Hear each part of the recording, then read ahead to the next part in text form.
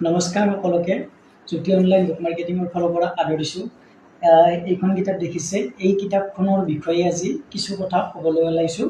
কিতাপখন হৈছে মৃণাল কলিতা ছাৰৰ অভিমন্যু। মৃণাল কলিতা ছাৰৰ এখন বৰ সুন্দৰ কিতাপ আছিলে আৰু জনপ্ৰিয় কিতাপ আছিলে বকুল ফুলৰ দৰে। আৰু বকুল ফুলৰ দৰে সকলোৱে পঢ়িছে আৰু তেখেতৰ এইখন কিতাপ আছিলে, এইকেইখন তেখেতৰ কিতাপ, গতিকে আপোনালোকে পঢ়ি চাব পাৰে। আৰু কিতাপখনৰ বিষয় বুলি কোৱাৰ লগে লগে মই ক'বলৈ গৈছোঁ কিতাপখনৰ MRP অৰ্থাৎ মূল্যটো 350 টকা কিতাপখনৰ মূল্য। আৰু এইপিনে সুন্দৰভাৱে লিখা আছে কিতাপখনৰ কি বিষয়বস্তু দিয়া আছে, আৰু এইপিনে আছে এনেকুৱাকৈ। আৰু কিতাপখনৰ পাব্লিকেশ্যন হৈছে বান্ধৱ। গতিকে আপোনালোকে যদি কিতাপখন বিচাৰে তেতিয়াহ'লে জ্যোতি অনলাইন বুক মাৰ্কেটিঙৰ লৈ যোগাযোগ কৰিব পাৰে। গতিকে আজিলৈ ইমানেই, ধন্যবাদ।